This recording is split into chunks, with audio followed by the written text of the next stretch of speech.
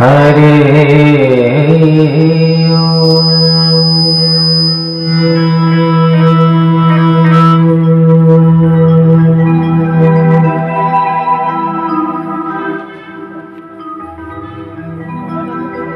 नमः परमहंसा स्वादित चरण कमल चिन्मकरन्दाय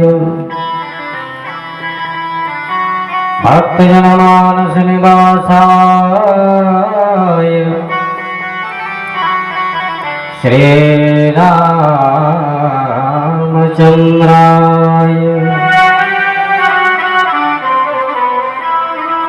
ध्येयं सदा परिभोगिनीमभीष्टदोहम् तीर्थास्पदं शिवोपरिं चिनुतं शरण्यम् प्रत्यार्तिहं प्रणतपालभवादिपूतं वन्दे महापुरुषते चरणारविन्दम्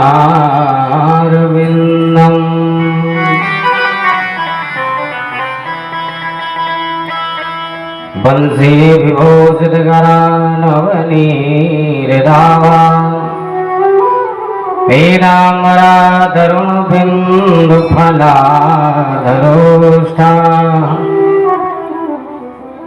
पूर्णेन्दु सुंदर मुखाधर बिंदुनेत्र रचनात् परं किमपि तत्त्वमहं न जाने। नारायणं नमस्कृत्य नरं चैव नरोत्तमं देवीं सरस्वतीं व्यासं ततो जयमुदीरये।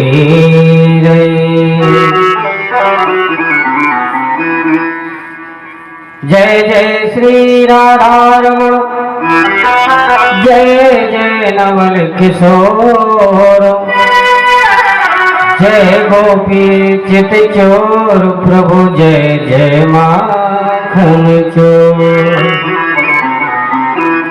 ध्याये नित्यं महेशं रजतगिरिनिभं चारुचन्द्रावतंसं रत्नाकल्पोज्ज्वलांगं परशुमृगवरा हस्तं प्रसन्नम् पद्मासीनं समन्तास्तोत्रमलैव्याघ्रकृतिं वसानं विश्वाद्यं विश्ववन्द्यं निखिलभवभयहरणं पञ्चवक्त्रं त्रिनेत्रं पंचवक्त्रं त्रिनेत्रम्। बोले शिव महापुराण की जय हो। पातालेश्वर महादेव की जय हो। मेलवार माता की जय हो। खड़गौर के समस्त ग्राम के देवताओं की जय हो। यहाँ के देवी देवताओं की जय हो। जय जय श्री राधे।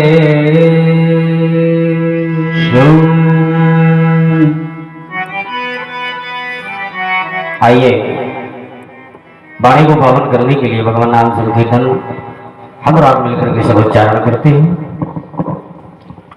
नमः शिवाय ओम नमः शिवाय हर हर बोले नमः शिवाय नमः शिवाय नमः शिवाय हर हर बोले नमः शिवाय ओम नमः शिवाय हर हर बोले नमः शिवाय नमः शिवाय हर हर बोले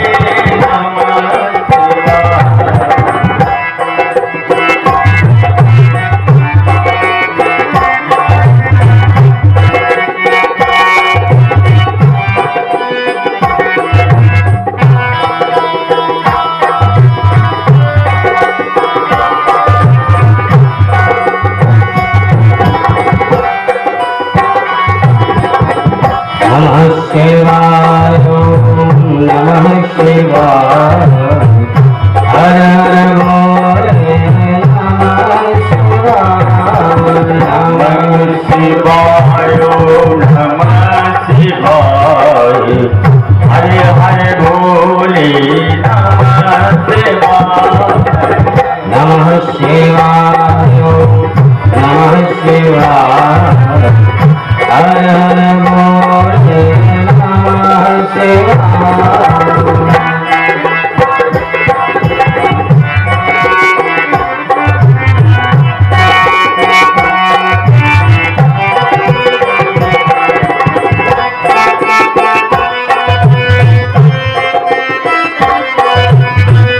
नमः शिवाय नमः शिवाय नमः शिवाय ओम नमः शिवाय नमः शिवाय ओम नमः शिवाय नमः शिवाय ओम नमः शिवाय नमः शिवाय नमः शिवाय नमः शिवाय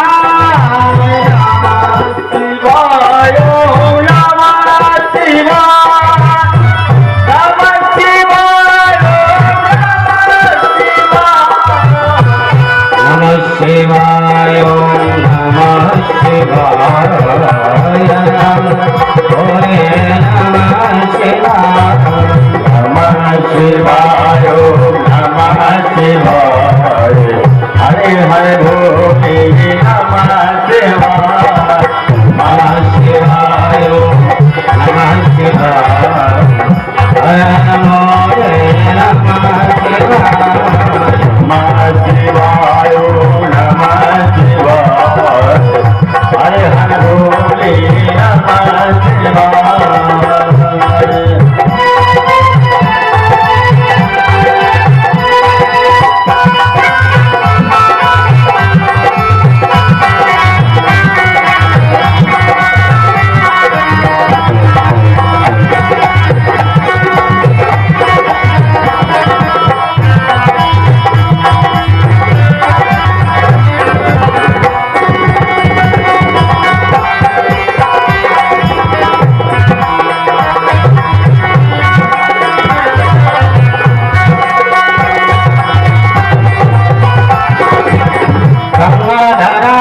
शिव जटाधराय हर हर बोले नमः शिवाय गंगाधराय शिव जटाधराय हर हर भोले नमः शिवाय गंगाधराय शिव जटाधराय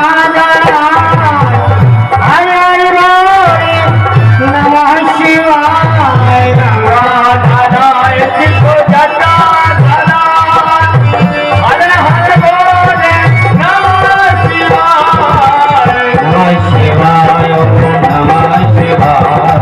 कैलासवासी नमः शिवाय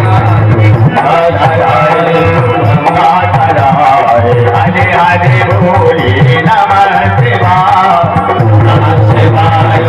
नमः शिवाय हरे हरे भोले नमः शिवाय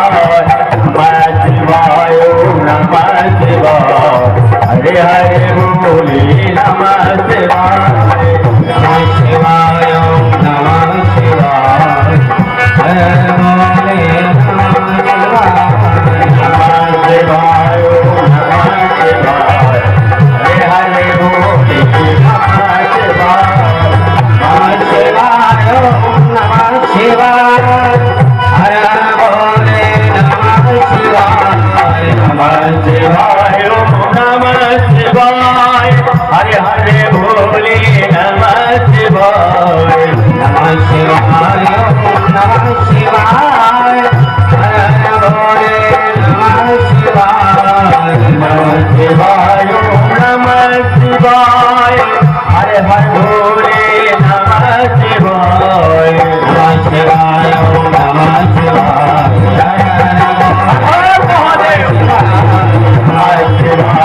नमः शिवाय हरे हरे भोले नमः शिवाय नमः शिवाय नमः शिवाय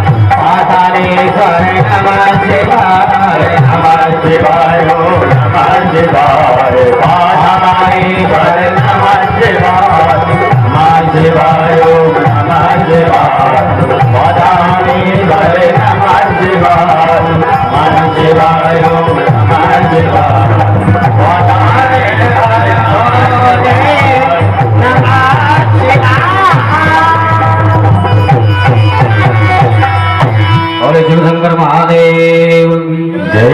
श्री शिव महापुराण की जय। पातालेश्वर महादेव की जय हो। मेलवार माता की जय हो। वीर बजरंगबली की जय हो। रामचंद्र सरकार की जय हो। नगर के समस्त देवी देवताओं की जय हो। हर हर महादेव।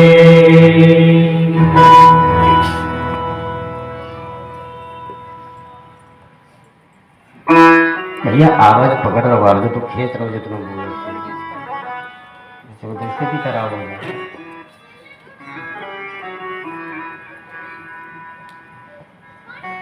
भगवत स्वरूप श्री शिव पुराण अंतर्गत भगवान श्री शिव की बागमयी क्रीड़ा स्थली में गंगा में गोता लगाते हुए आज हमारे द्वितीय दिवस की कथा को हम प्रारंभ की विधा में नैमी शारदा की पावन भूमि में श्री सूत जी महाराज सोनकादि ऋषियों को कथा श्रवण करा रहे हैं। कथा श्रवण उन्हीं को प्राप्त होती है जिनकी जन्म जन्मांतरों के पुण्य उदय होते हैं। हम लोग सोचते हैं कि हमारे पास पैसा है तो हम कथा कर रहे हैं, हमारे पास पद प्रतिष्ठा है तो हम कथा करवा सकते हैं। संसार में लोग देखिए एक से एक धनवान लोग पड़े पर उन्हें 1 घंटे का टाइम नहीं मिलता मंदिर तक जाने के लिए। सप्ताह श्रवण के लिए यदि हमें समय मिला तो बड़े सौभाग्य का विषय। जन्म जन्मांतरे पुण्यम यदा भागवतम लवे। जब हमारे जन्म जन्मांतरों के पुण्य उदय होते हैं तब जाकर के हमें ऐसा लाभ प्राप्त होता है। कान वही सुरसार समय नैन वही हरि दरस निहाय। नाक वही हरि नाकन नाथ जीव वही जगदीश उचारे। जीव वही जगदीश उचारे। शरीर मिलाए हमें भगवान की भगवत सेवा के लिए और हम लोग इसको समझते नहीं है। सुबह का भटका हुआ यदि शाम को आ जाए तो उसे भूला हुआ नहीं कहते, पर हम लोग तो शाम तो ठीक है, हम तो ना जाने कितनी शाम हो गई अभी भी हम भूले ही। कहां से आए, कितने दिन के लिए आए और यहाँ आकर के करना भी क्या है और कार्य पूर्ण करने के बाद हमको जाना भी कहाँ है, ये हमें विशेष ध्यान रखना चाहिए। पढ़ते तो हम रामायण में बड़े भाग मानो सुत न पावा। बड़े भाग से हमें ये शरीर मिला है पर हम इसको समझते नहीं। अब वो शरीर ऐसा भी नहीं है जो हमने पाया सुर दुर्लभ श्रुति ग्रंथ निगाव। सुर दुर्लभ जो देवताओं को दुर्लभ है वो देह हमने पाया और हम ऐसे देह को पाकर के भी जिस देह को देवता लोग तरस रहे हैं उस देह को पाकर के भी हम इस देह को समझ नहीं पा रहे। किसी संत ने बड़े सुंदर भाव से कुछ शब्द कहे, किसी व्यक्ति को 3 बार समझाना चाहिए, 3 बार समझाना चाहिए। समझाने पर भी यदि वो ना समझे तो फिर अपने आप को समझाना चाहिए। प्रत्येक व्यक्ति को जो मूर्ख है, हमें मालूम सब है, ऐसा नहीं कि हमें ज्ञान नहीं है। इस संसार में सबसे बड़ा डर है मृत्यु का, कि हम मर ना जाए। सबसे बड़ा डर है मृत्यु का। मरने से लोग डरता है और मरना निश्चित है। अच्छा, जब मरना निश्चित है तो मृत्यु से डरना क्या है? ज्ञान सबको है कि मरना है। ना जाने लोग अपने कंधों पर कितनों को मरघट पर फूंक करके आए।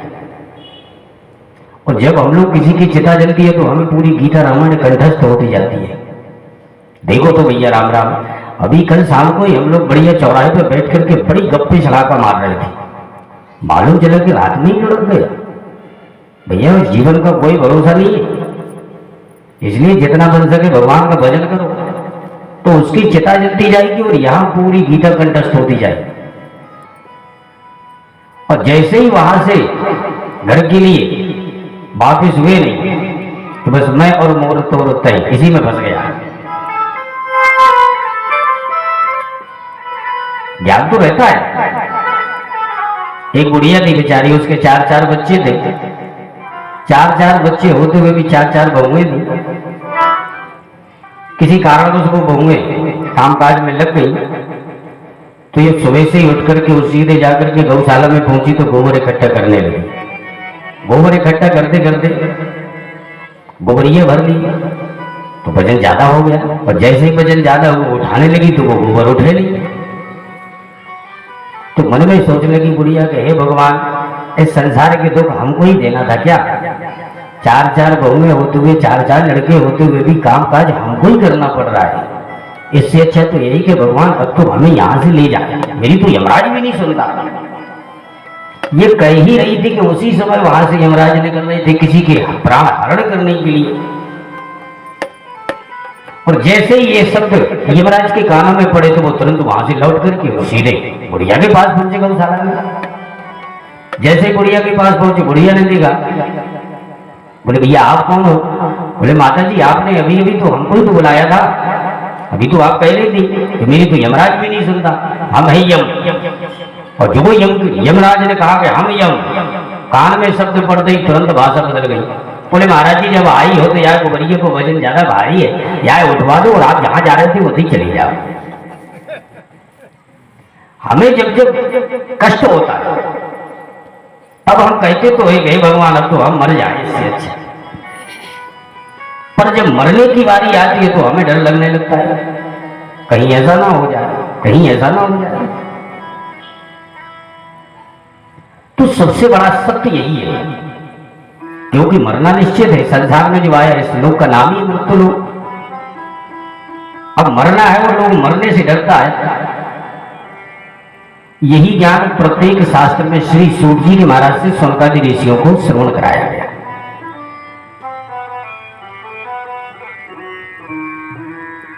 तो संत के बड़े भाव है कि किसी भी व्यक्ति को 3 बार समझाना चाहिए, सिर्फ 3 बार। और 3 बार समझाने के बाद यदि वो ना समझे तो अपने आप को समझाना चाहिए, और अपने आप को यही समझाना चाहिए कि उसको कभी ना समझाओ। शब्दों पर गौर करें, कितने सुंदर शब्द हैं। किसी भी व्यक्ति को 3 बार समझाओ, और 3 बार समझने पर भी वो ना समझे तो अपने आप को समझाओ, और अपने आप को भी यही समझाओ कि उसको कभी मत समझाओ, क्योंकि उसको समझ में कभी आने वाला है नहीं। बोलो हर हर महादेव। तो जब हमारे जन्म जन्मांतरों के पुण्य एकत्रित होते हैं तब हमें ऐसा लाभ प्राप्त होता है। मृत्यु से डर है और मरना निश्चित है, तो मरना कभी नहीं चाहिए, ना कभी डरना चाहिए। मरना तो है तो फिर डरने की क्या बात है, क्योंकि संसार में जो आया उसको जाना निश्चित है।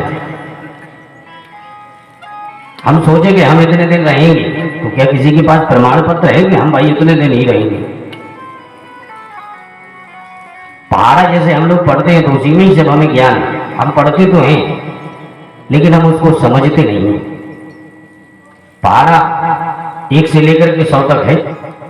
100 के यदि 4 भाग किए जाए तो 25-25 हो गया। और 4 ही आश्रम है, ब्रह्मचर्य, गृहस्थ, वानप्रस्थ और संन्यास।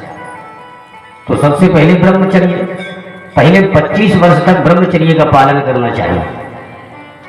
25 के बाद गृहस्थ में प्रवेश करना चाहिए, और जैसे ही 50 वर्ष पूर्ण हो तो फिर उसके बाद बढ़िया सुंदर सा पहाड़ा। आगे क्या है?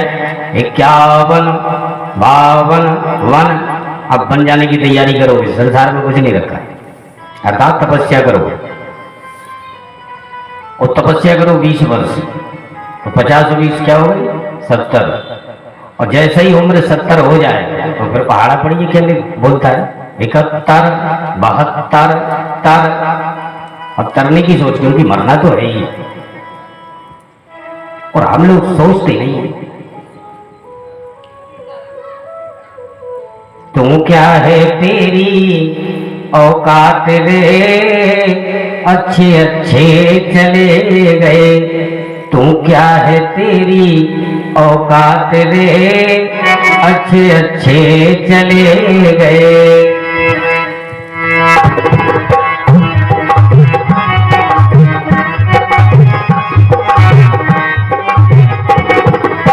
तू क्या है तेरी औकात रे, अच्छे अच्छे चले गए।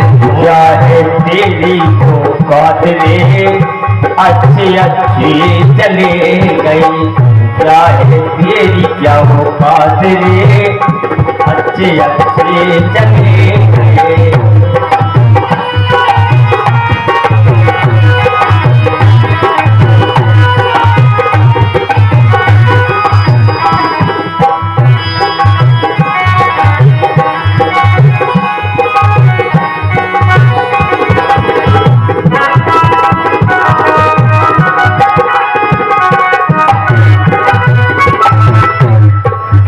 नगरधीश नगर के नगर से चले गए।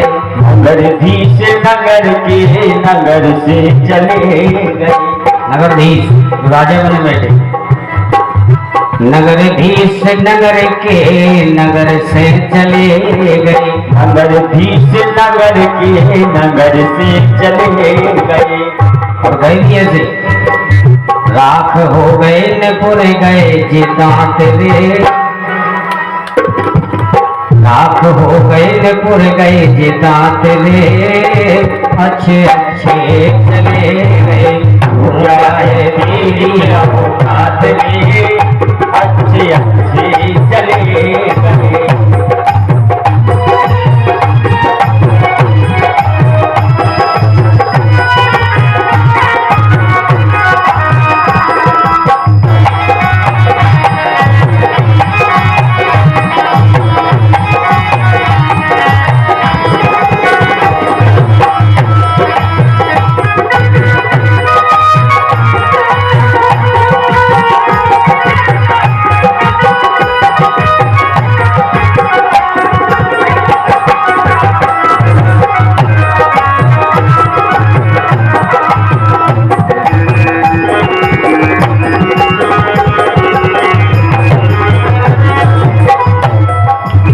धनवानी अभिमानी सूरवीर सूरमा। धनवानी अभिमानी सूरवीर सूरमा। धनवानी अभिमानी सूरवीर सूरमा। धनवानी अभिमानी सूरवीर सूरमा। किसी को रहना नहीं, चाहे धनवानी हो, चाहे अभिमानी हो, चाहे सूरवीर हो, चाहे सूरमा, इन सबके लिए मर घट पे देख धक धकाते रे। मर घट पे देख धक धकाते रे, अच्छे अच्छे चले गए। तुम क्या है तेरी औकात रे, अच्छे अच्छे चले गए।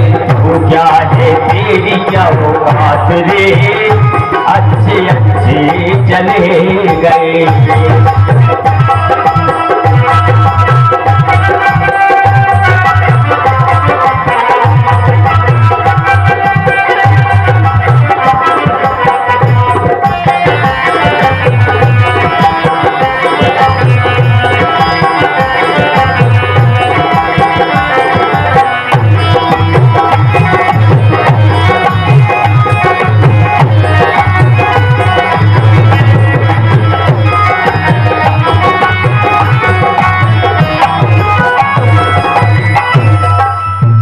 करमन की भूमि में करमन की खेती।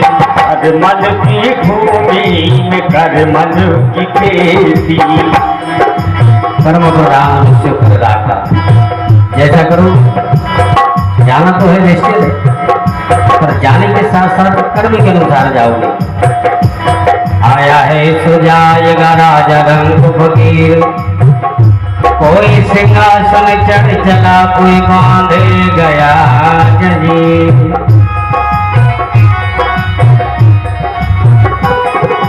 विचार करके देखिए, कर्म हिरण्यकश्यप ने किया, उधर विलीन कर दिया, और उसी के पुत्र प्रहलाद ने कर्म किया, तो भगवान के पार्षद लेने आए।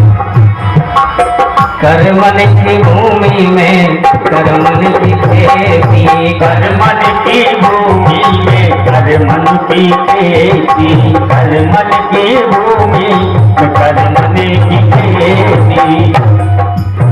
कर्मन के फल भोगते जाते रे, कर्मन के फल भोगते जाते रे। एक बात है, भगवान के भजन में मौन होकर नहीं बैठना चाहिए। भगवान ने हमें अपनी ऊंचाई कब नजर आती है? जब हम अपने से नीचे को देखते हैं, तब हमें अपने आप का मालूम चलता है कि हम कितने अच्छे, कितने ऊंचे पद पर है। संसार में देखो, किसी किसी व्यक्ति के तो हाथ ही नहीं, हमें तो भगवान ने सुंदर से तो हाथ दिया है। किसी के पास संसार में पैर नहीं है, हमें भगवान ने सुंदर से तो पैर दिए है। संसार में कुछ लोग अंधे बने बैठे, हमें तो भगवान ने इतने बड़े बड़े विशाल दो नेत्र दिए। संसार में कुछ लोग सुन नहीं पाते, हमारे पास तो देखो भगवान ने क्या तो बढ़िया कान दिए सुनने, कुछ बोल नहीं पाते, हम तो ना जाने क्या क्या बोलते हैं, हमें खुद मालूम है। तो हमें अपनी ऊंचाई तभी नजर आती है जब हम अपने से नीचे को देखते हैं। पर हम लोग क्या करते हैं कि नीचे नहीं देखते, हम लोग ऊपर देखते हैं। इसलिए भगवान के भजन में ताली और भगवान के भजन में मुख से बढ़िया सुंदर से गुनगुनाना चाहिए। कर्मन की भूमि में कर्मन की खेती, कर्मन की भूमि में कर्मन की खेती, कर्मन की भूमि में कर्मन की खेती, कर्मन की भूमि में कर्मन की खेती, कर्मन की भूमि में कर्मन की खेती, कर्मन की भूमि में कर्मन की खेती। कर्मन के फल भोगत जाते रे, अच्छे अच्छे चले चाहे तेरी औकात रे, अच्छे अच्छे चले गए। चाहे तेरी औकात रे, अच्छे अच्छे चले गए। तेरी औकात रे, अच्छे अच्छे चले गए। चाहे तेरी औकात रे, अच्छे अच्छे चले गए। चाहे तेरी औकात रे, अच्छे अच्छे चले गए। चाहे तेरी औकात रे, अच्छे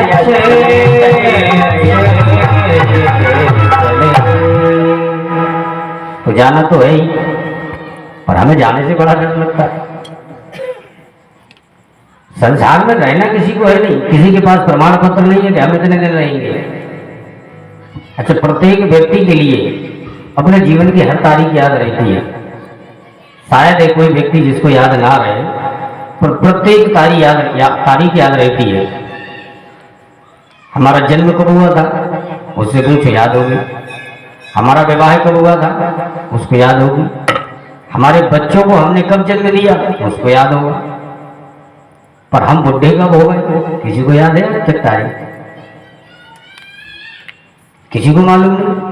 भाई जवानी की तारीख तो याद है, हमारा विवाह हो गया मतलब हम जवान हो गए। पर बुढ़ापा कब आया, तो किसी के ने ये तारीख को याद नहीं कर पाया। उस तारीख को हम भूले बैठे। और जब बुढ़ापा आया तो बुढ़ापे की यही स्थिति है, सबसे पहले बाल ही सफेद होते हैं, दूसरे नंबर पैरों से चलना। महाराज जी हमारे तो पैर बहुत दर्द कर।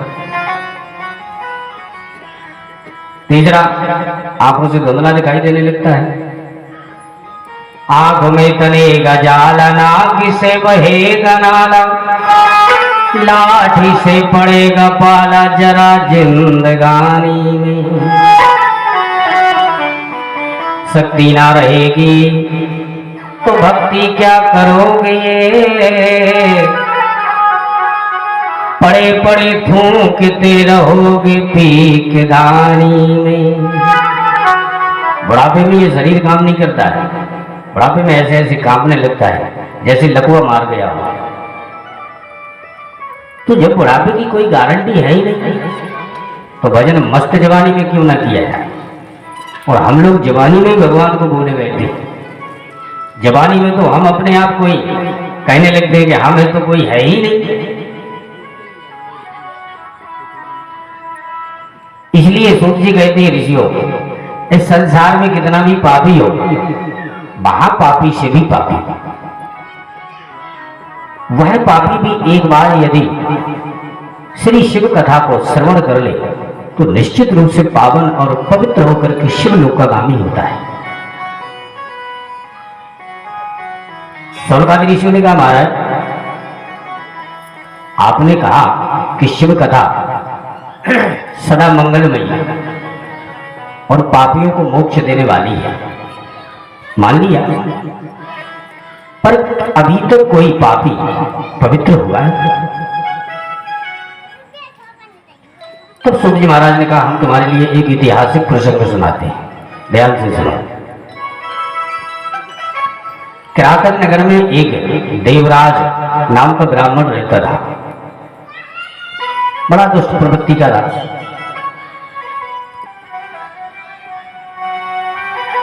चोरी करे, डकैती डाले। एक दिन ये ग्रीष्म काल के समय में किसी सरोवर में स्नान करने के लिए चला गया। जैसे वहां स्नान करने गया कि वहां पर एक वेश्या स्नान कर रही थी, उसके हाव भाव को, उसकी सुंदरता को देख करके उसी में ये लिप्त हो गया। जैसे ही लिप्त हुआ तो घर में अपनी पत्नी को, माता पिता को, सबको भूल गया।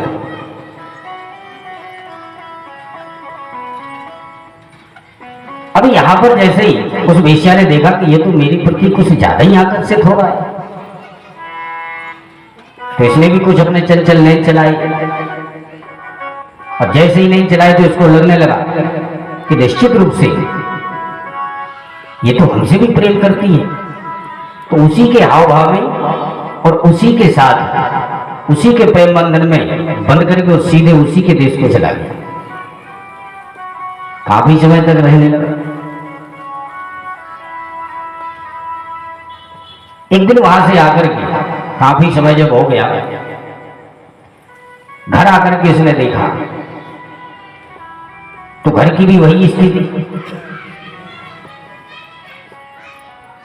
जब घर की स्थिति को देखा इसने तो इसको लगने लगा कि ना हो तो सभी को संपट स्वाहा करके यहां पर हमारा है ही कौन,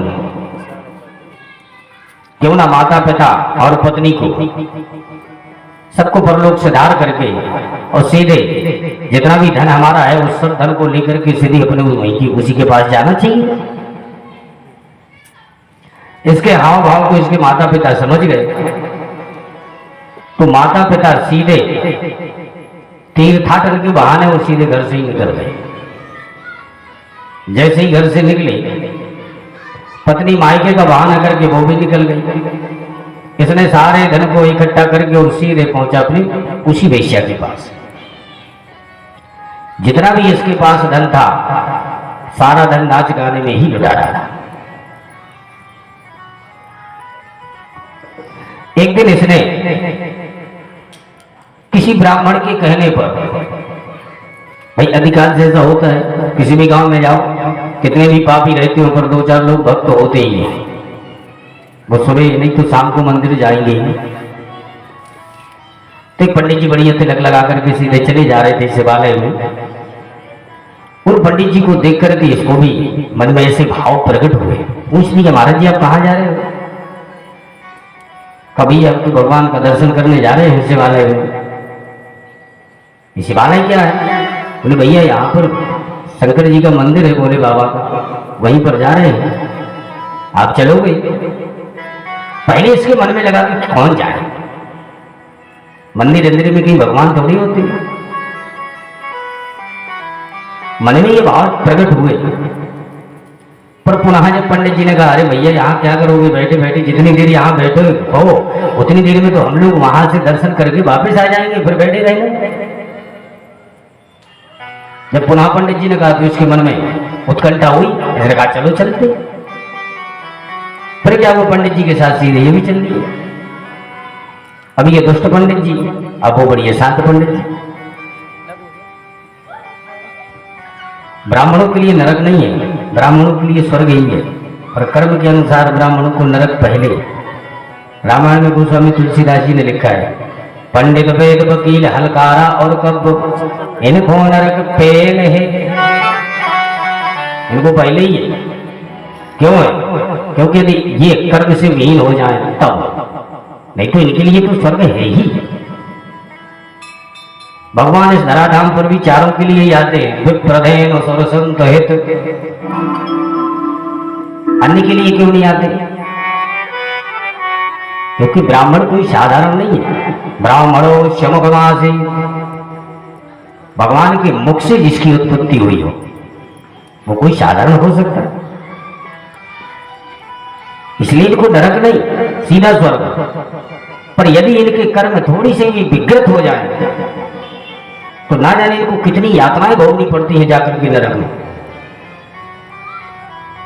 और एक नरक तो है नहीं कि एक नरक में जाकर के हम भैया भोग लेंगे। जैसे यहाँ हम सोचें कि पातालेश्वर महादेव का मंदिर है, तो पातालेश्वर महादेव के मंदिर के साथ साथ में हनुमान जी महाराज का भी मंदिर है, गणेश बाबा का भी मंदिर है, हमारी माता का भी मंदिर है। तो ये जरूरी थोड़ी है कि वहां पर पातालेश्वर महादेव ही होंगे। एक के नाम से चार लोगों को जाना जाता है। ऐसे ही नरक एक नहीं, 28 महान नरक है। महार और कामेश्वरम इत्यादि, और उन्हीं 28 नरकों में महा यातनाएं भोगनी पड़ती है जीव के लिए। जैसा जो कर्म करता है, जैसा पाप करता है, उसी को उसी नरक में जाना पड़ता है। जो किसी का धन चुरा करके ले जाए उसको वक्रतुंड नरक में जाना पड़ता है। महाराज वहां क्या होता है? बोले उस नरक में कौवे उसकी आंखों को नोच नोच करके खाते। किसी के घर में कोई अतिथि आ जाए तो अतिथि देवो भव, वो तो देवता के समान है। पर घर में आए हुए अतिथि को जो योग्य दृष्टि से देखे कि भैया आ गए, कौन इनको चाय बना करके पिलावे, कौन खाना बना करके खिलावे, जो इस भाव से उसको देखते हैं उनको तामेश्वर रौरव नरक में जाना पड़ता है, जहां पर उनको तांबे के समान तपी हुई जमीन पर उनको नंगे पैर दौड़ाया जाता है।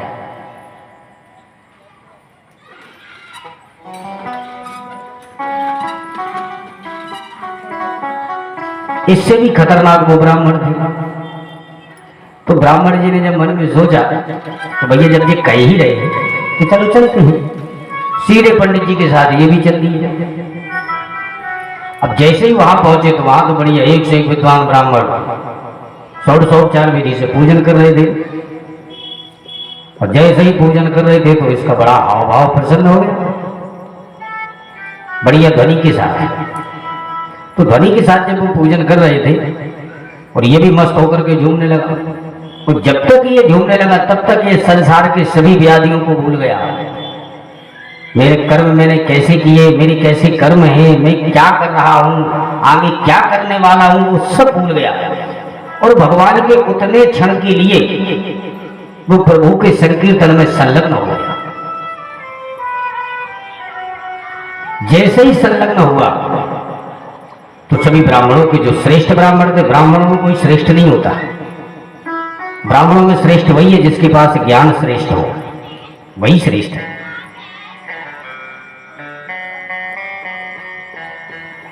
तो इसने समस्त ब्राह्मणों को, विद्वान ब्राह्मणों के चरणों में प्रणाम किया और इसने मुक्ति का साधन पूछ लिया। जैसे मुक्ति का साधन पूछा तो सभी ने वही, भैया मुक्ति का साधन सिर्फ एक है। क्या है? बोले श्री शिव जी की कथा सुन। उस शिव की कथा सुनने से ही मुक्ति होगी तुम्हारी। बोले तो महाराज कथा कौन सुनाएगा, आप लोग भी सुना दो।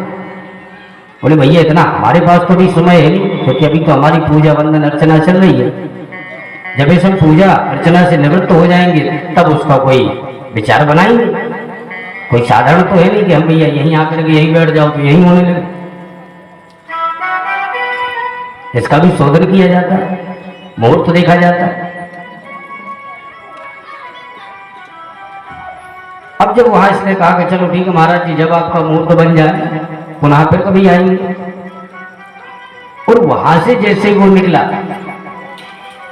और जैसे ही उस वेश्या के पास आया तो वहां के जितने विचार थे वो वहीं पर समाप्त, तो इन्हीं विचारों में वो फिर लिप्त हो गए।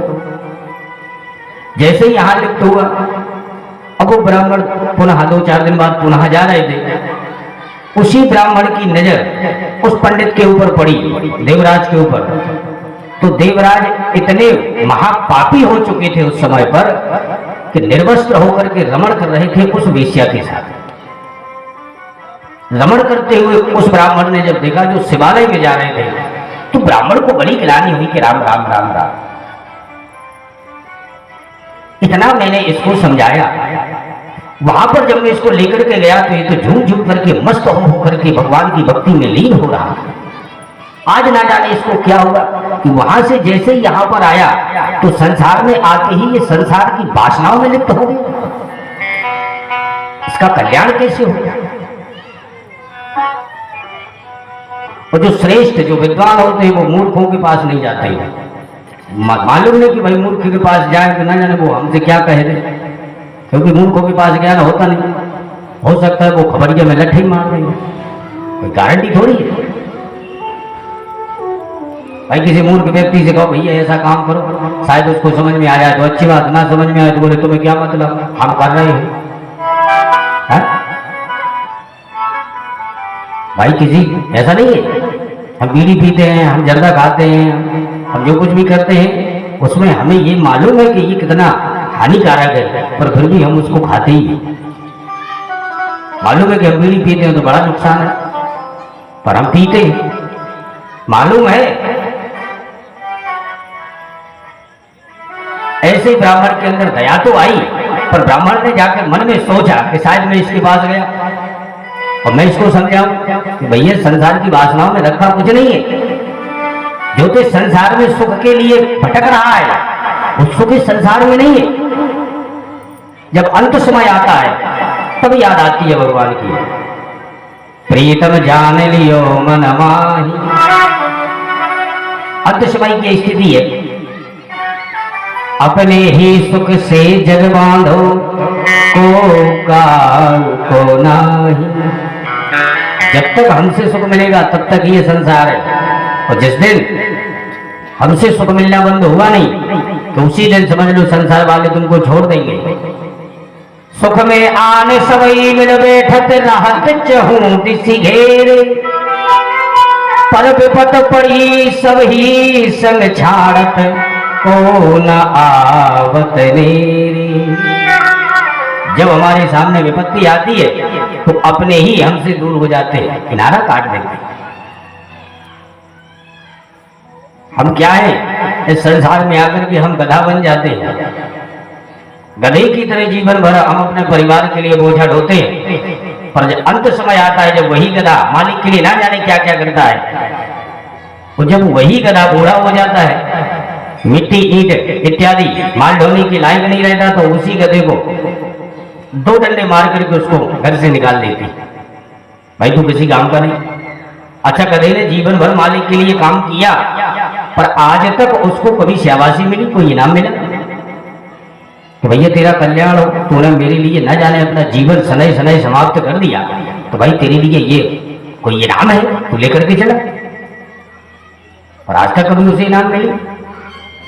ऐसे ही हमने परिवार वालों के लिए ना जाने कितना क्या किया, पर जब अंत समय आया तो अंत समय में हमारी स्थिति ये हो जाती है कि वही हमारे बच्चे, हमारी बहुएं घर से बाहर एक चारपाई डाल देती है। दादाजी यहीं ले तो, इसका मतलब अब तुम्हारा कोई काम है ही नहीं। जब तुम किसी काम पे हो ही नहीं,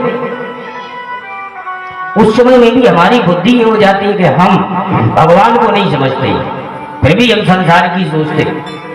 उस समय में भी यदि किसी ने कहा कि क्यों दादाजी यहाँ पड़े पड़े क्या करोगे, भगवान का भजन करो माला लेकर के, उसी में तुम्हारा कल्याण है। तो भी सोचते हैं, मन में पड़े हैं बाहर, फिर भी मन की भावना यही कह रही है क्या करें, भगवान का भजन तो करना ही है, पर एक लालसा है। क्या है? बोले यही लालसा है तो जो हमारा नाती है ना, इसका विवाह और हो जाए, बस थोड़ी सी नत बहू देख लें, 2 रोटी उसकी गरम गरम खा लें, बस फिर भगवान को प्यारे हो जाए। ये संसार की कामनाएं, ये कामनाएं कभी समाप्त होने वाली नहीं। कथा सुनने का अधिकारी वही है, निर्मत सराराम सदाम, जिनके अंदर से मात्सर्य निकल गया। पंडित जी के मन में ना जाने कितने विचार आए कि इसको समझाने से कोई फायदा नहीं है। ये संसार में इतना लिप्त हो चुका है, इतना लिप्त हो चुका है कि इसने अपने आप को भी ये भूल गया कि मैं क्या हूं।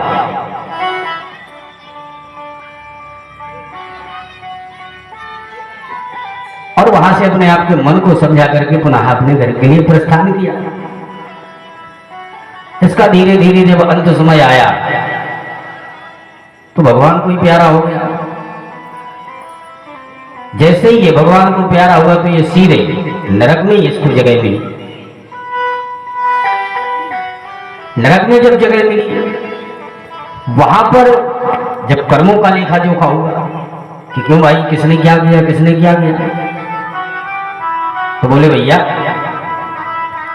पाप जो हम करते हैं उसका हमें नरक में जो कष्ट है, जो यात्राएं भोगनी पड़ती है, वो हमें बाद में, जो जितना तुमने पुण्य किया है पहले तुम्हें वो भोगना पड़ेगा। तो इसने जीवन में एक पुण्य किया था। जब वहां पर गणना हुई कि क्यों भाई इसने क्या किया, तो वहां पर इसका एक पुण्य सामने आया कि भैया जीवन में एक ये शिवालय में गया था, उस शिवालय में जाकर के इसने इतना संकीर्तन किया, इतना संकीर्तन किया कि मस्त होकर के अपने आप को ही भूल गया था। ये संसार के समस्त विकारों को भूल करके और शिव के संकीर्तन में ही संलग्न हो गया। बोले तो भैया पहले इसको, क्योंकि पुण्य तो कम है और पाप है ज्यादा, तो इसलिए भैया पहले इसको जो कम है पहले उसी की इसको ताड़ना दे। इसलिए भैया पहले इसको थोड़ी सी सदगति प्राप्त करा रहा। जैसे ये सदगति के लिए गया, तो जब सदगति के लिए गया तो वहां पर सात्विक विचार उत्पन्न हो जाते हैं, और जैसे ही जब सात्विक विचार उत्पन्न हुए तो इसने बढ़िया भगवान शिव जी का न जाने कितना अनन्य तप किया। अनन्य तप करते करते करते करते करते करते तो थोड़े से पुण्य के द्वारा उसको सदगति प्राप्त हुई, और जैसे ही सदगति प्राप्त हुई तो फिर शिव का ध्यान करते करते वहां पर पुण्य की जो चेष्टाएं थी वो खत्म हुई। अब आई पाप की भोगने की बारी। तो यहां से जो यमदूत पहुंचे लेने के लिए कि भैया इसने जो पुण्य कर्म किए थे उसका तो इसने फल भोग लिया, अब जो पाप कर्मों का फल है वो भी तो भोगना अति आवश्यक है। तो यमदूत पहुंचे लेने के लिए, और जो यमदूत पहुंचे तो वहां से रुद्रगण आ गए। अब रुद्रगण और यमदूत दोनों में खटापटी हो गई। बोले भैया तुम क्यों आए हो? बोले तुम क्यों आए? बोले भैया हम तो इस पापी को लेने आए हो। बोले ये पापी होता तो नरक में नहीं होता, ये तो ये देखिए शिवलोक में है, पापी लोग थोड़ी शिवलोक में होते।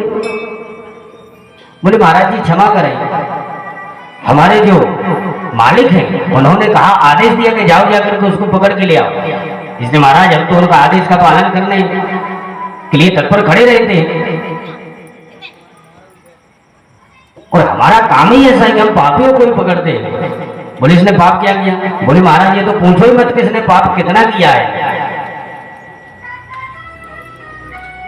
बोले पाप चाहे जैसा भी किया हो, पर वर्तमान स्थिति में देखिए कि अभी ये है किस जगह, और इसके मुखार बिंद से अभी निकल भी क्या रहा है।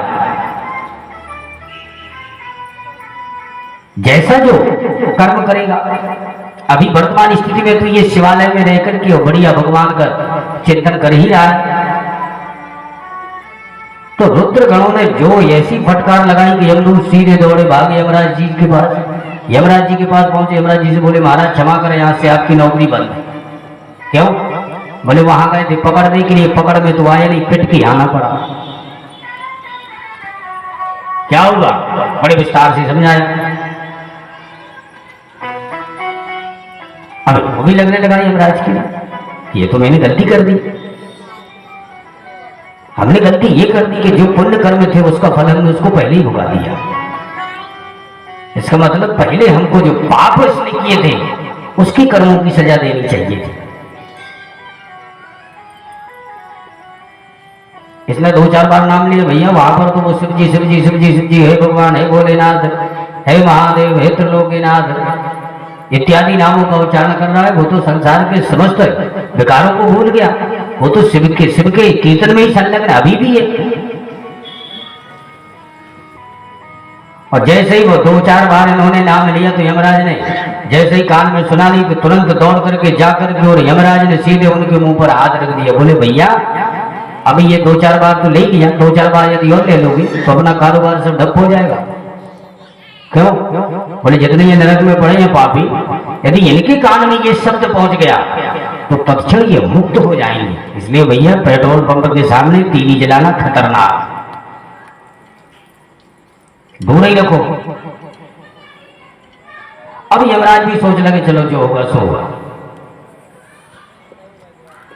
सूत जी कहते हैं राजन, ऐसे देवराज ब्राह्मण महापापी होते हुए भी भगवान शिव के मंदिर में एक बार कुछ क्षण के लिए उसने संकीर्तन किया। इसी से समझ लीजिए कि शिव कथा सुनने से उसने सिर्फ अभी संकीर्तन श्रवण मात्र किया है। भगवान का जो नाम लेकर के, जो संकीर्तन लेकर के कितना भी पापी हो वो तर जाता है। तो जो कथा सुने तो इससे भी यदि अधिक से भी अधिक पापी हो तो निश्चित रूप से वो तर जाएगा। इससे अधिक सत्य और मैं तुम्हें क्या सकूं। सुनकर के सोनक जी बड़े प्रसन्न हुए। बोले महाराज मुझे विश्वास हो गया,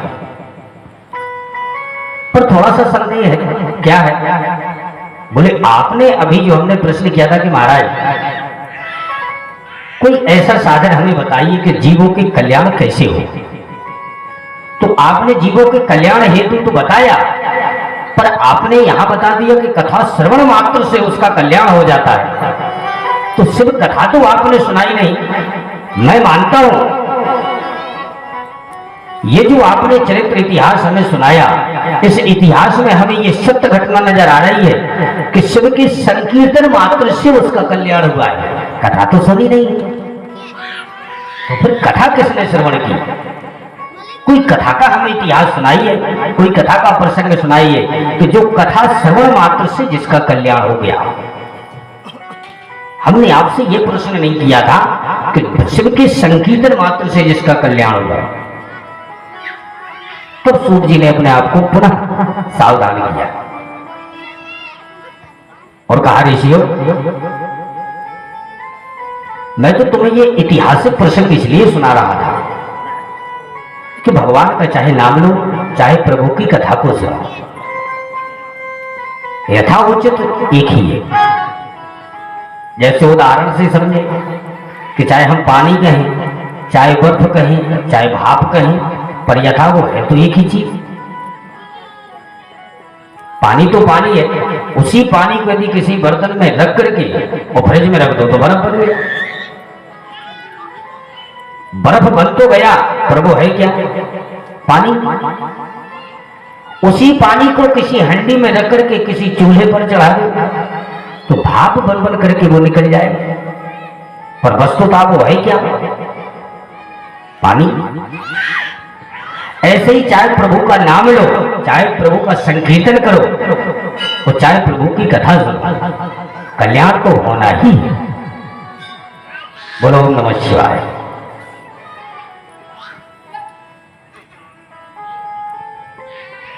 ईश्वर से जुड़ने के लिए सबसे पहले विश्वास रखना चाहिए। जैसे हमें एक विश्वास है, हम इस मंदिर में आते हैं, क्यों आते हैं? बोले भैया यहाँ पर हमारे महादेव हैं। कौन से हैं? बोले पातालेश हैं। तो ये हम नहीं आते, हमारा विश्वास यहाँ लेकर के आता है। अभी ये कहा नहीं जा सकता कि भगवान पातालेश्वर यहाँ है, कि काशी में है, कि उज्जैन में है, 12 ज्योतिर्लिंग है, ना जाने कहाँ होंगे। अनन्य अपने इसी क्षेत्र में देख लीजिए, जटाशंकर चले जाओ, वहां भी तो भगवान है। पर ये हमारा भाव लेकर के आता है कि वहां पर प्रभु है। भाव का मतलब क्या है? विश्वास। और विश्वास क्या है? विश्वासम फलदायकम। विश्वास ही फल की प्राप्ति कराता है। तो सबसे पहले ईश्वर से जुड़ने के लिए पहले विश्वास रखो, और जब विश्वास अकांड हो जाए, परिपूर्ण विश्वास हो जाए कि हाँ यहाँ पर प्रभु है, तब प्रभु से एक संबंध बना लो। और संबंध कोई भी बना लो, प्रभु से संबंध चाहे जो भी, भगवान सब कुछ बनाने के लिए तैयार है। तेरे मेरे नाते अनेक मानिए जो भावे, जो कुछ बना लो, भगवान सब कुछ बनने के लिए तैयार है। पर तुम बनाओ तो सही। बैरी बनाओ तो बैरी बन जाते, मित्र बनाओ तो मित्र बन जाते, सखा बनाओ तो सखा बन जाते। कुछ भी बना लो, सब कुछ बनने के लिए तैयार है। और जब संबंध बन जाए, तो संबंध बन गया, फिर इसके बाद में समर्पण कर देना चाहिए। समर्पण का मतलब क्या है? इस संसार में जो कुछ प्रभु आपने दिया है वो आपका प्रदत्त है, इसलिए ये सर्वस्व अर्पण कर देना चाहिए। और जब सर्वस्व अर्पण हो जाए, तो फिर एक ही भाव प्रकट होते हैं, मेरे तो गिरधर गोपाल दूसरो न कोई। मीरा की तरह मन लागो मेरो यार फकीरी में। हमें प्रभु कहते रहे तो कुछ नजर आता ही नहीं। जिस दिन ये, इसका मतलब क्या है कि हमने प्रभु को सर्वस्व समर्पण कर दिया। मैं हूं, मैं क्या कर रहा हूं, उसकी जिम्मेदारी सब प्रभु पर छोड़ दो। हम कहते तो है प्रभु से, तन मन धन सुख संपत्ति सब कुछ है तेरा, पर देने के लिए कुछ नहीं। अच्छा, इतना जितना हम लोग कहते हैं, इतना क्या भगवान को आज तक किसी ने दिया? कहते तो बड़े भाव से, झूम झूम करके अपने आप को ही भूल जाते हैं कि हम कहां पर हैं, क्या कह रहे हैं। तो हम जो कहते हैं वो हम अपने आप को समझते नहीं है। कहने के पहले हम अपने आप को समझे कि हम कह भी क्या रहे हैं। एक सज्जन मंदिर में गए, बढ़िया दर्शन कर रहे थे, और जो मंदिर दर्शन करने के लिए जो सज्जन गए थे वो थोड़ी हट्टे कट्टे थे। तो मंदिर के जस्ट सामने खड़े होकर के बड़ी स्तुति कर रहे थे, मौसम दीन न दीन है तुम समान रघुबीर। इतने में पीछे से एक आ गए। अब वो पीछे से आ गए तो उनके लिए दर्शन नहीं हो पा रहे थे, क्योंकि जो ये स्तुति कर रहे थे मौसम दीन न दीन है, वो बीच दोरे में ही खड़े होकर कर रहे थे। अब इतने हट कट्टे थे कि पीछे वाले को दर्शन नहीं हो पा रहे थे। तो उन्होंने पास में आकर के और थोड़ा सा हाथ से इशारा किया, भैया थोड़ा सा किनारे में हो जाओ, आप यहाँ पर खड़े होकर के स्तुति कर लो तो थोड़ा सा हम भी दर्शन कर लें। जो हाथ पीछे वाले ने लगाया नहीं कि तुरंत बढ़ गया, है हमको जानते नहीं हो, हम कौन है, बरस पड़ा हो। तो पीछे वाले ने कहा, भैया जो हम आप कह रहे थे हम तो आपको वही समझ रहे थे। अभी आप कह रहे थे कि मौसम दीन न दीन है तुम समान रघुवीर। आप कह रहे थे कि मौसम दीन न दीन है, तो हम तो आपको दीन समझ रहे थे। अब दीन समझ के हमने कह दिया, भैया थोड़ा किनारे में हो जाओ। अब हमें क्या मालूम कि आप जो कह रहे हो वो आपने आपको समझ नहीं रहे हो। यदि आप दीन होते तो ये तो बोलते ही नहीं कि तुम हमको नहीं जानते। अब ये कौन सी कहने की बात है? इसका मतलब जो हम कहते हैं वो हम अपने आप को समझते नहीं है कि हम जो कह रहे हैं वो है। इसलिए कहने के पहले सावधान होकर के अपने आप को पहले समझो कि हम कहने क्या चाह रहे हैं। तो कहो, कहने के पहले अपने आप को समझो। बोले शिव शंकर महादेव की जय हो। ये भगवत भक्ति के लिए ही ये शरीर प्राप्त हुआ है। ये संसार है सिर्फ हमारे लिए भूल भुलैयों की तरह। जितने दिन हम यहां रहे तो अपना है, पर उतना ही अपना समझो जितना सीमित है। आगे ये मत समझो कि ये सब कुछ हमारा ही है। सब कुछ यदि अपने में समझ बैठोगे तो गड़बड़ हो जाएगा। इसलिए धैर्य कुछ अपने लिए भी करना चाहिए, क्योंकि जीवन मिला है 4 दिन के लिए, और जब 4 दिन के लिए मिला है तो शेष हमारे पास 4 ही दिन है। तो 4 दिन में कुछ कार्य भी ऐसा करना चाहिए कि जाने के बाद लोग यहां हमारे नाम की कुछ तो याद रखें कि किसी ने कुछ किया था। जाना तो है, रे मन मुसाफिर निकलना पड़ेगा, ये काया कुटी खाली करना पड़ेगा। रे मन मुसाफिर निकलना पड़ेगा, काया कुटी खाली करना पड़ेगा।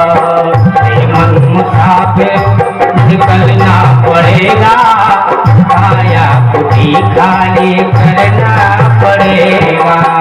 मन मुसाफिर निकलना पड़ेगा, काया कुटी खाली करना पड़ेगा।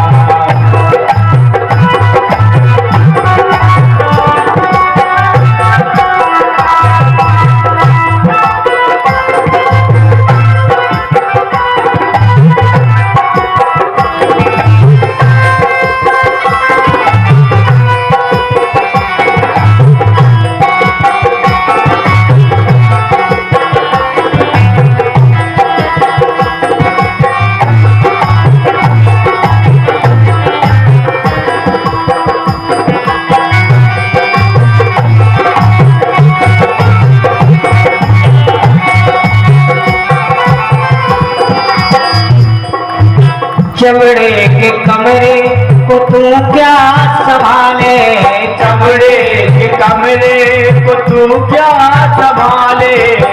चमड़े के कमरे कमरे कमरे, चमड़े के कमरे को तू क्या संभाले।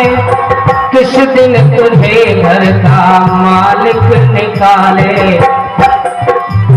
कोई गारंटी नहीं, इसका किराया भी भरना पड़ेगा, इसका किराया भी भरना पड़ेगा। ये काया कुटी खाली करना पड़ेगा। मन मुसाफिर निकलना पड़ेगा, काया कुटी खाली करना पड़ेगा।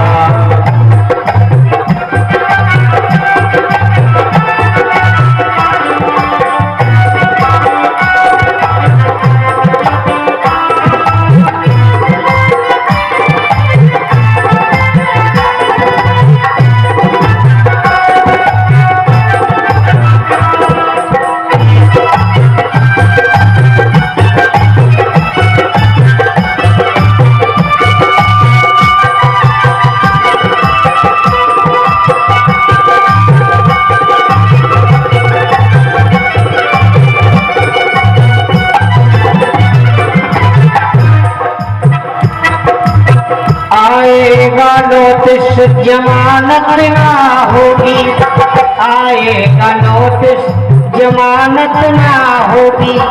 आएगा नोटिस जमानत न होगी। पल्ले कर कुछ अमानत ना होगी। अमानत नहीं कुछ जमानत नहीं है। फिर हो के कैद तुझे चलना पड़ेगा। फिर हो जमानत नहीं होगी तो फिर तो कैद होके जाना पड़ेगा। फिर हो के कैद तुझे चलना पड़ेगा। काया कुटी खाली करना पड़ेगा।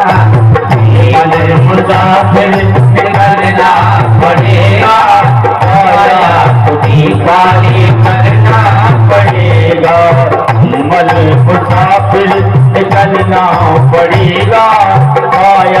कुटी खाली करना पड़ेगा।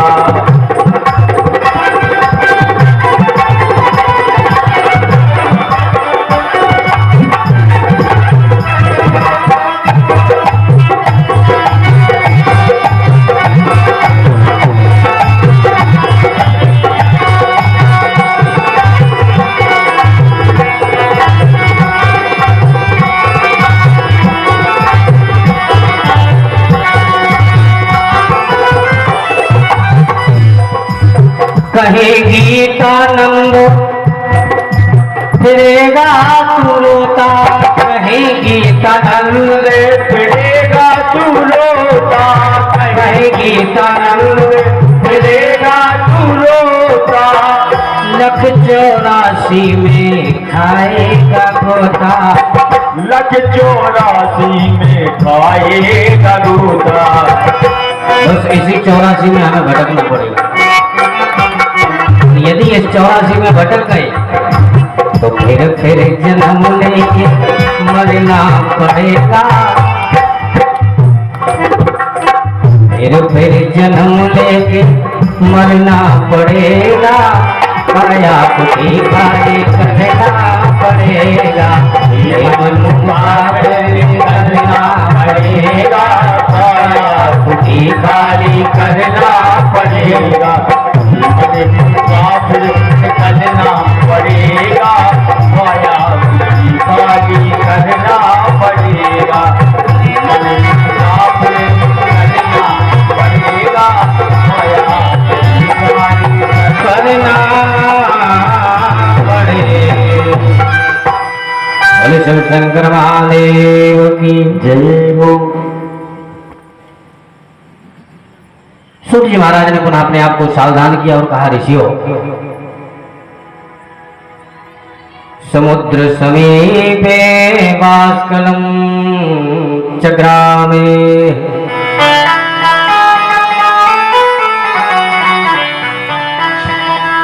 समुद्र के किनारे एक वास्कल नाम का नगर था। जिस वास्कल नगर में महापापी लोग ही रहते थे, और उस वास्कल नगर में एक ब्राह्मण भी रहता था जिसका नाम था बिंदुक। वो बिंदुक नाम के जो ब्राह्मण थे वो समस्त पापियों के सरदार थे, और इतने बड़े सरदार थे कि कोई भी कार्य करना है किसी नगरवासियों को तो सबसे पहले सरदार बिंदुक महाराज जी से पूछा जाएगा। भाई सरदार तो सरदार ही होता है, तो बिंदुक जी से पूछने के लिए। अब बिंदुक जब समस्त नगरवासी पापी हैं तो ये तो महापापी, तो बिंदुक ब्राह्मण भी महापापी थे। इनकी सुंदर सी पत्नी थी, नाम था चंचुला देवी। आज चंचुला देवी और बिंदुक ब्राह्मण समस्त नगरवासियों के सरदार।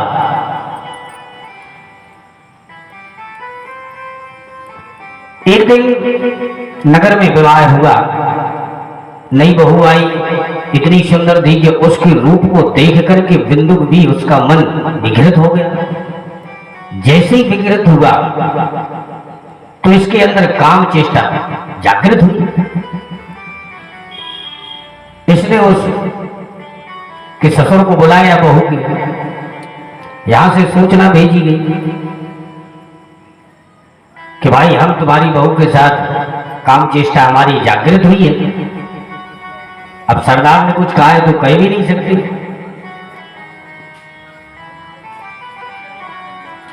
ऐसा दुष्ट प्रवृत्ति का कि इसके अंदर सबसे इसकी बीमारी थी सिर्फ काम वासना। काम वासना के अतिरिक्त इसको और कुछ कार्य सूझता ही नहीं।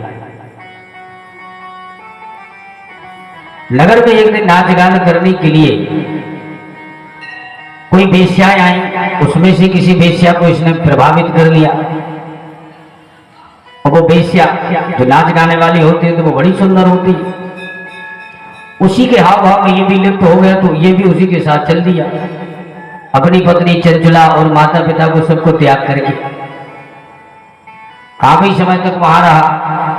वहां रहने के बाद जब पुनः अपने घर में आया तो इसने अपनी पत्नी के साथ किसी पर पुरुष को रमण करते हुए देखा। चंचला देवी को जब इसने देखा पर पुरुष के साथ, तो इसने तुरंत एक डंडा उठाया और अपनी पत्नी को पीटना प्रारंभ कर दिया। क्यों नहीं उल्टा, तुझे शर्म नहीं आती? किसी पर पुरुष के साथ तो ऐसा व्यवहार कर रही है, रमण कर रही है। तब इसने समझाया कि स्वामी, आप तो इतने काम वासना में लिप्त हो कि आप तो ना जाने मुझे छोड़ करके, मुझे तो ठीक है, अपने माता पिता को भी छोड़ करके आप किसी वेश्या के साथ चलेंगे।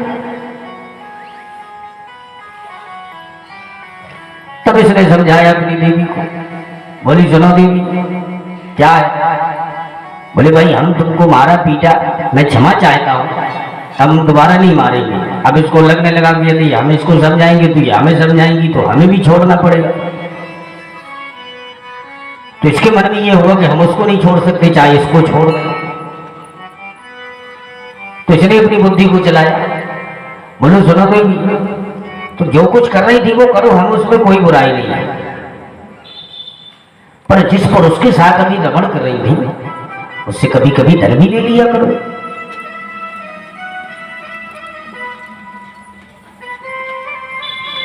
जो धन की बात कही आज बिंदु ने, सोई चंचला देवी ने कहा, बिल्कुल सुंदर बात कह रहे हो आप। उन्हीं शब्दों को अपने हृदय में रखते हुए और चंचला देवी जिस पुरुष के साथ रमण कर रही थी उसी से धन भी लेने लगी धीरे धीरे। एक दिन जब बिंदु अपनी बेश्या के साथ रहते रहते अंत समय आया तो सीधे परलोक को सिधार गए, और जैसे ही परलोक को सिधारे तो सीधे यम के दूत आऊ पकड़ के सीधे यमपुरी ले गए। कठोर दंड दिया, कठोर यातनाएं भोगाई।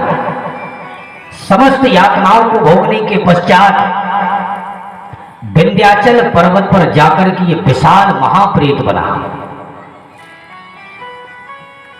अब ये प्रेत बना यहां चंचला देवी। एक दिन इसने समस्त बंधु बांधवों को, परिवार वालों को जब देखा कि वो कहीं पूजा पाठ करने के लिए जा रहे हैं, तो परिवार वालों ने कहा, भैया तुम भी चल, क्योंकि कोई भी कार्य करो तो समस्त परिवार वालों को, जिसे हम लोग बंधु बांधव कहते हैं, समस्त परिवार को लेकर के ही कार्य करना चाहिए। तो आज यहां पर चंचला देवी से जब समस्त परिवार वालों ने कहा तो इसने हाँ कहा और सीधे उन्हीं के साथ चल दी।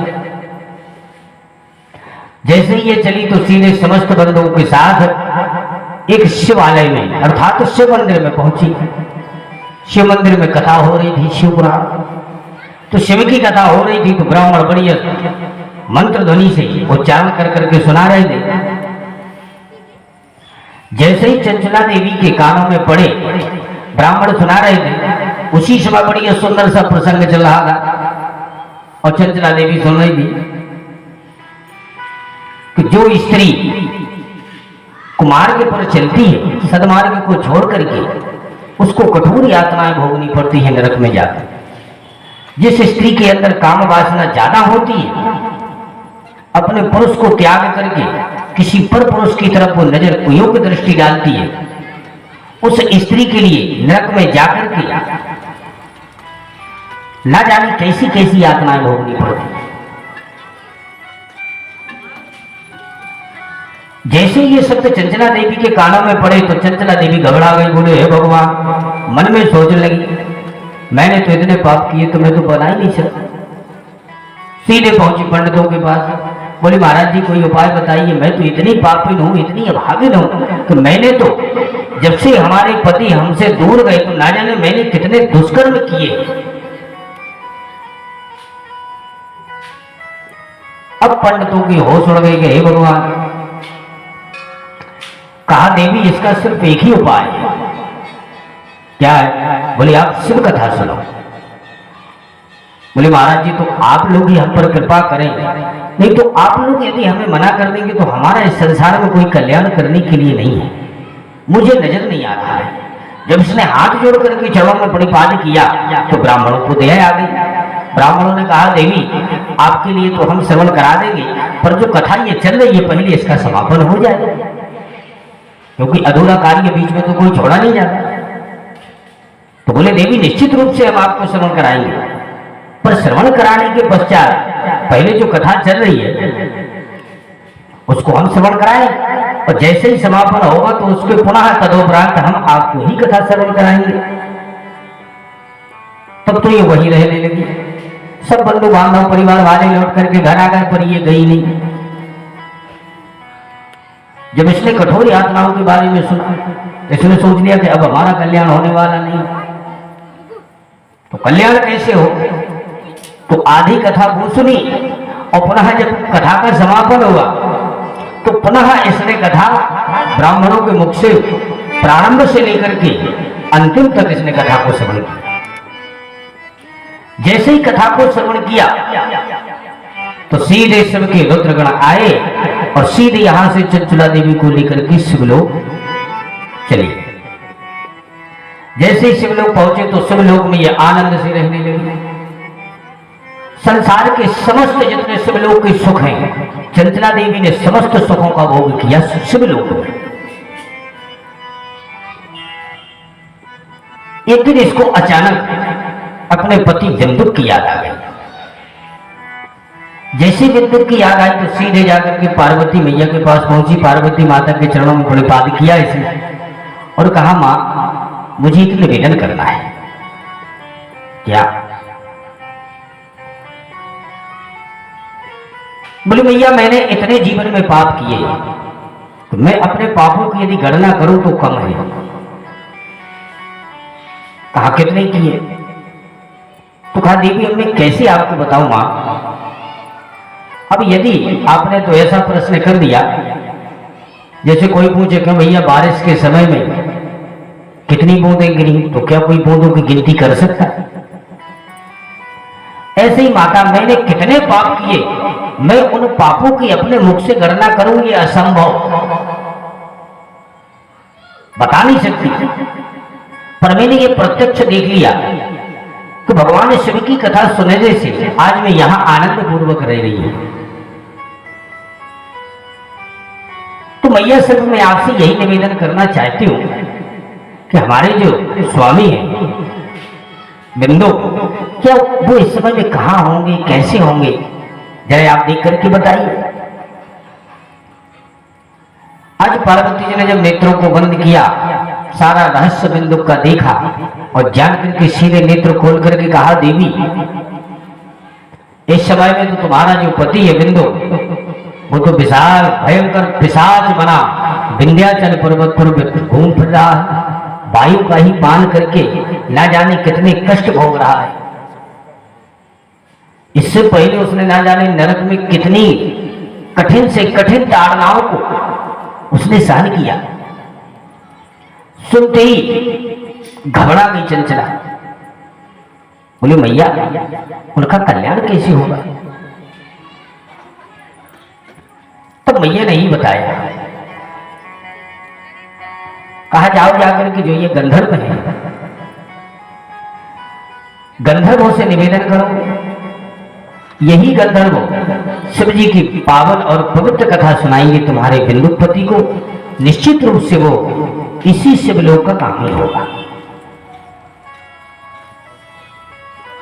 तब चंचला देवी ने जाकर के समस्त गंधर्वों से निवेदन किया, चरणों में प्रणिपात करते हुए बोले, हे देवताओं, हमारे स्वामी की भी रक्षा करो। हमारी रक्षा तो ब्राह्मणों ने की है, पर निश्चित रूप से यदि आप लोगों की कृपा यदि हो जाए तो हमारे स्वामी का भी कल्याण हो। गंधर्वों से जब इसने निवेदन किया तो सीधे एक गंधर्व को दया आ गई, क्योंकि वहां पर माता जी ने भेजा है, तो माता जी के भेजे हुए व्यक्ति को तो हम मना नहीं कर सकते। बोले शिव शंकर भगवान की।